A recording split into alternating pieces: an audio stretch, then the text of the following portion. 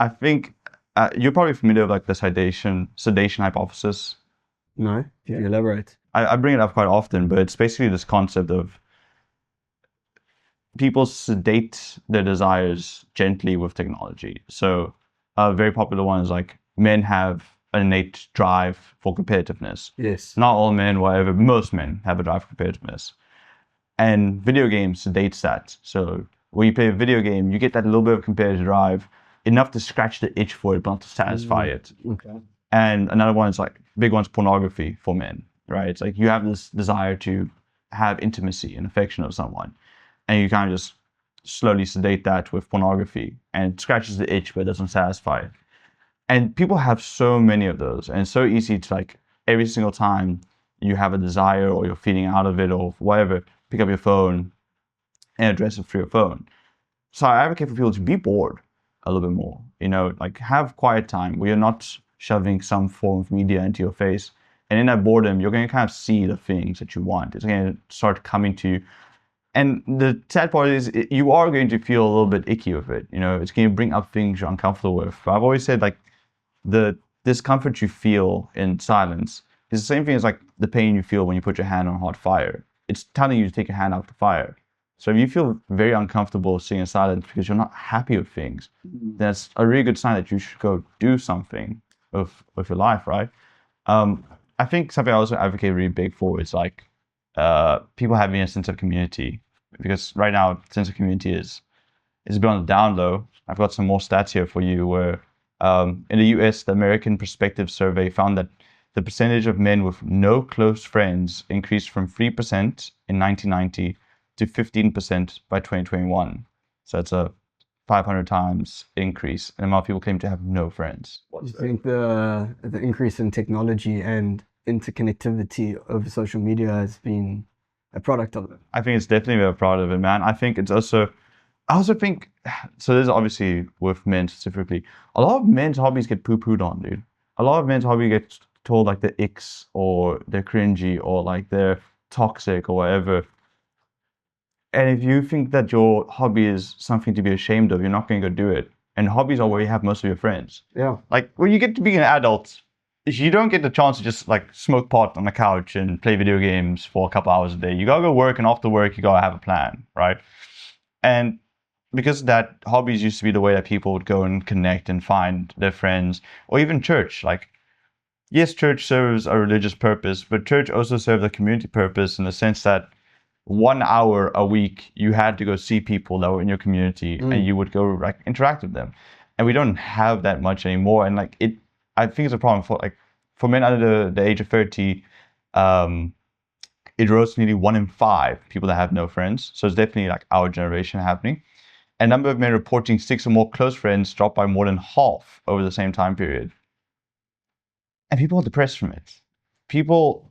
The problem of not having a community is your community satisfies certain needs from you, right? And different communities satisfy different needs. Now, if you don't have communities, and all you have is your job, and maybe if you're lucky, a partner, now you're asking a lot of needs to be met from these two things. If you don't have either of those, then where are you getting your needs met, right? Do you have like any idea on like what we can do to kind of combat this extreme loneliness? How people can go out, meet like-minded people, stop isolating themselves, and actually live a more traditional lifestyle? Well, firstly, I just want to go back to you talking about having that quiet time for yourself. Yeah, sorry, I jumped all over the place. No, yeah. it's okay. That was great. I think it's very important. You have to be comfortable with those boring days. You need to understand that your life is not a highlight reel. It is not a movie trailer. It's not Instagram reel. You're going to have more boring days in life than highlights. And when the day you accept that and you understand that is the day you are going to appreciate the highlights more. And you're going to appreciate your alone time with yourself. And I actually encourage everybody in their life to, even if it's just for 6 months, live by yourself. Because you get home from work, you get home from gym, to no one. You get home to yourself, your 4 walls around you, and your thoughts. And that is where you grow. You grow a lot because you think about life, you think about things that you don't want to think about, and you're forced to. And you're forced to confront situations in your life where you want to improve. Do you know the comedian Joshua Johnson? I don't. He has this brilliant segment in one of his shows where he talks about how like the first 6 months of living by yourself are the best thing that ever happened to you, and then the next 6 months are the worst thing that ever happened to you. And he talks about like the first 6 months you're like, I don't have to wear clothes around the apartment, and then the last 6 months you're like, who even needs clothes? That's great. No, but I think the living alone thing, it definitely hit me very hard. It's tough. It is tough. And it hit me in a point where it was just fresh out of varsity. Everyone moved away. And I was the only one still in Pretoria studying at the time. I remember thinking, like, how do you go make friends?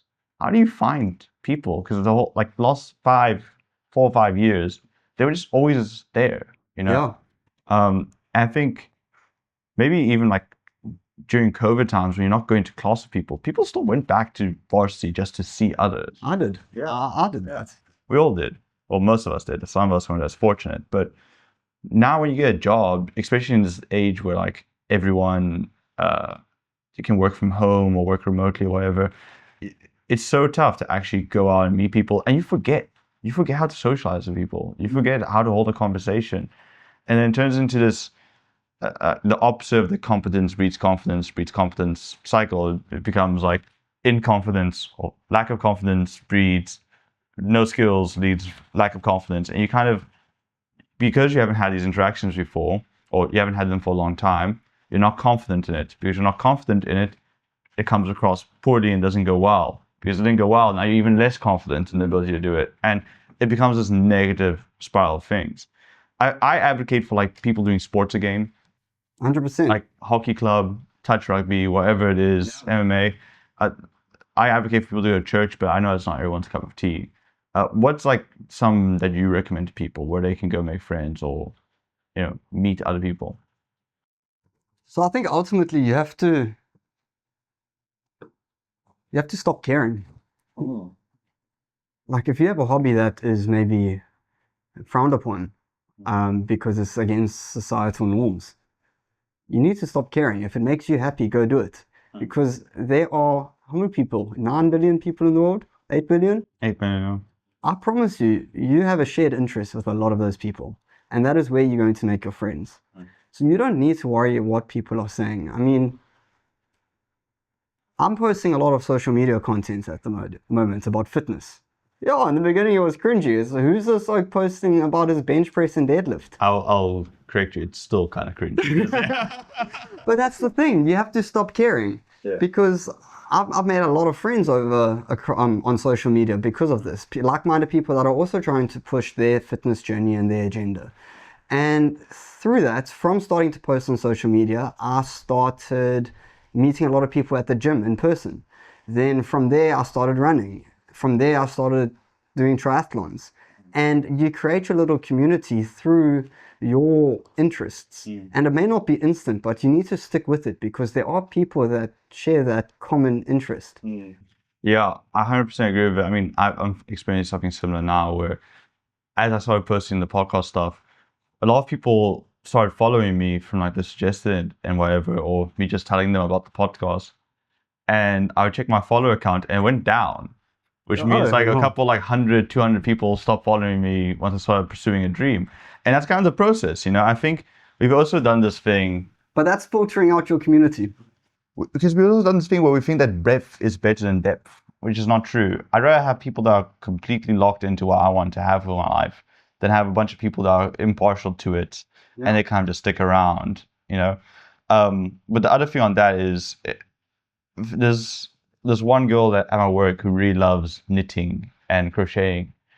And we had like 2 other girls join our team. There's not a lot of girls that work in data science. She was the only one for a long time. Okay. And we had 2 other girls join the team. And they also knitted and crocheted. And now they chat about that. And like it's a hobby they share.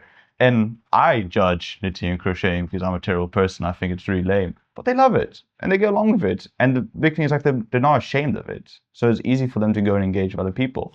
If you like books, start like a Instagram page where you rate books. Eventually someone will be like, oh, I love that one, Or if you're really into tattooing, like there's so many tattoo events where you can go get a flash one, you can meet similar people. There's everything out there. But I think what you said about not having shame is the important thing, right? And I do believe shame does serve a purpose in society, but we should shame the bad people, the murderers, the bigots, the racists. We should shame those kind of people.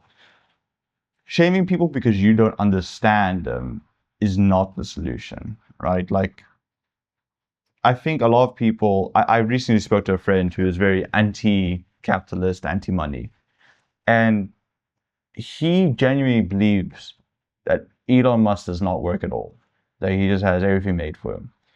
But you go and you listen to the reports of, who's his ex-wife, Mackenzie, or whatever. But He's had a few. or the first one, it was like the major split. She said that like, if he slept 4 hours a night, it was a miracle, you know? So he's definitely working. It's just you don't recognize the difficulty of running a business or being an entrepreneur or being in that space. So you don't see the value in it, so you judge it. And that's the wrong way to approach things. You need to start seeing, or not seeing, but understanding that just because you don't know how difficult something is, doesn't mean it's not difficult. And just because you don't understand why it's interesting, doesn't mean it's not interesting to people. So we definitely need to like tell people to be less ashamed of themselves, but we also need to stop judging people so much for everything. Yeah. You know? I mean, life is so finite.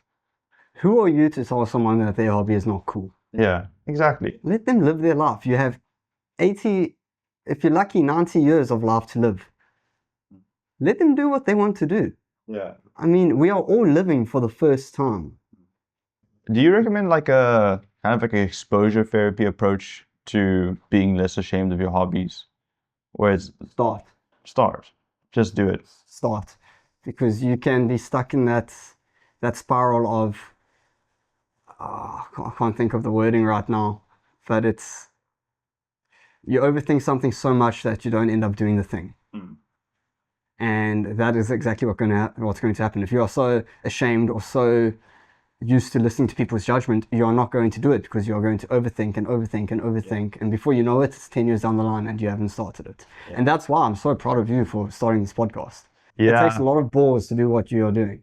I've wanted to do this for like so many years, and I kept putting it off. Like, I'll do it when I'm a more reputable person, so it's easier. But instead, I'm just going to become the more reputable person. Yeah, because you're taking control of your life. Yeah. Hey guys, hope you enjoyed that clip from the interview of Augu. If you want to come onto the podcast, remember, all are welcome. Just fill in the form in the description, and we'll see if we can have you on. If you want to watch the full podcast, click on the link here. If you want to watch anything else from the channel, click on the link here. Thanks for watching, guys.